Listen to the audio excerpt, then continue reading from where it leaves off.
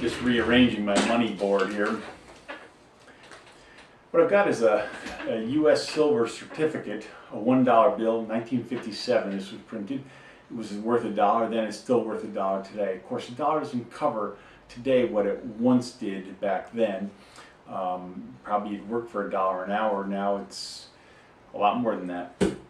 But it's a silver certificate, which meant it actually says this certifies that there is on deposit in the Treasury of the United States of America $1. It's a silver certificate. It guarantees that there's money there backing it. It was 1957, but it no longer does that. Of course, here's the Italian. Here's 1,000 lira from Italy. They don't use that anymore. In Brazil, here's 1,000 mil. It's mil cruzeros. They don't use the cruzeiro anymore. Here's 100 Belgian francs. They don't use the Belgian franc anymore. Some of these, I think they still use the Guarani in Paraguay, although I don't imagine they make the 100 Guarani bill anymore. Venezuela, the Banco Central de Venezuela, the Bolivar, they make it. It's completely worthless. Oh, God. Bank Guatemala, 1 quetzal. Yeah, let's see what else we got here. Oh, here, Argentina, 1,000 Australs. They don't make those anymore. This was 1991 when my wife picked up in Australia. By 1993, they were using the peso, which at that time was 1 to 1. Now I don't know, it's about 12 or 15 to 1. So, oh, here's the Turkish lira. Yeah, got that on my honeymoon. There's 5,000 Turkish lira. They don't use that anymore either. It was pretty bad. Everywhere on my honeymoon, my wife's saying, "Give me $1 million. I want to go shopping." Yeah, they've reorganized their currency. A lot of these, it's amazing how much. So these are really just pieces of paper now. They're not worth a whole lot anymore. Where's the Chinese one I got? Here's a Chinese one. I can see it's got Chiang Kai-shek on it, which I was near the Chinese border this year, and where is it now? Well, there's the Hong Kong dollar versus the Macau peseta versus here it is the yuan. So it's completely different currency now. In just 40 or 50 years, completely different currency. So that's the problem with these are just pieces of paper of which they are not worth a thing in many cases, other than at an antique shop. Singapore dollar, I'm pretty sure that's not in use anymore. This was a Japanese government promises to pay the bearer on demand $10, MP, the military police. So that was back post-World War II. Yeah. What's real? Gold. Gold is what's real.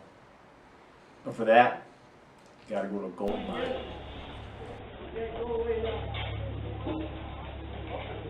Hey, get the video over on me. Get the video over on me. We already heard you.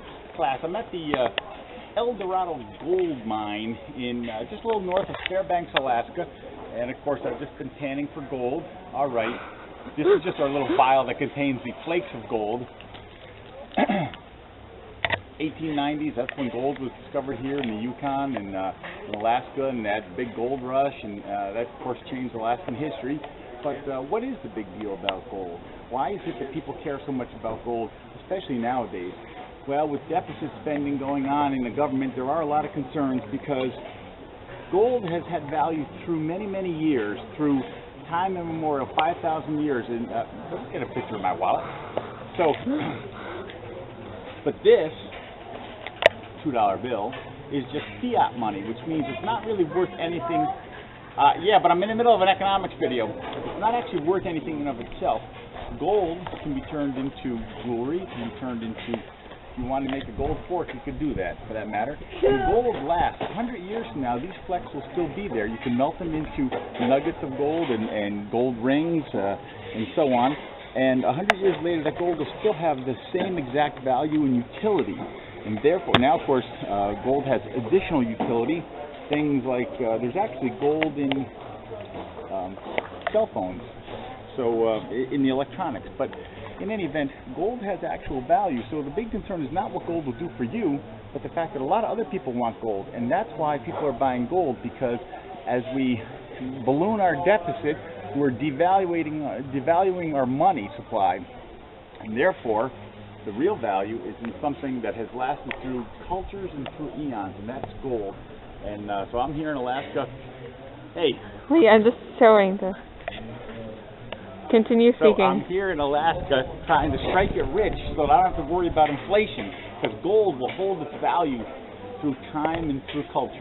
Thanks.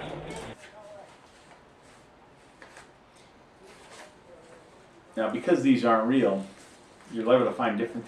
What causes inflation? It's really just the printing of money. That's what causes inflation. Oh, here's 10 pesos from Argentina. What causes inflation? Printing of money. But absent that, there are other things that could cause it. Demand pull, as an example. Cost push, another example. Those things can cause inflation. You know what I'm talking about when I say that? Okay. I love to see lineups in New York City, not police lineups. But actually, what I want a camera person to do is to come look over this way here. You see the street vendor with the line of people behind me? Oh, yeah. Yeah. You don't have to zoom in on them. Okay.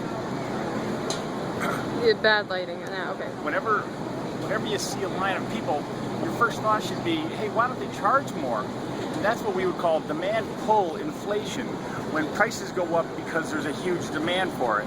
And there's a reason why they typically don't just automatically charge more here in New York City, and that's because on the next corner there's another vendor just like them. So competition drives down the possibility of demand pull inflation.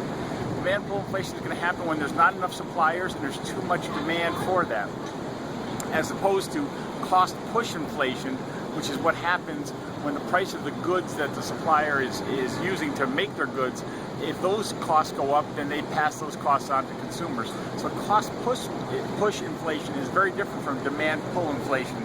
And in New York City here, I've been wandering all day just to find a street vendor with a lineup, and it's taken me a long time. Why? Because there's a lot of street vendors, there's a lot of competition. So there's no chance for that street vendor to just increase their prices. You can't just say, I'm greedy and I want more. It doesn't work like that unless you have a lineup of people. Then maybe.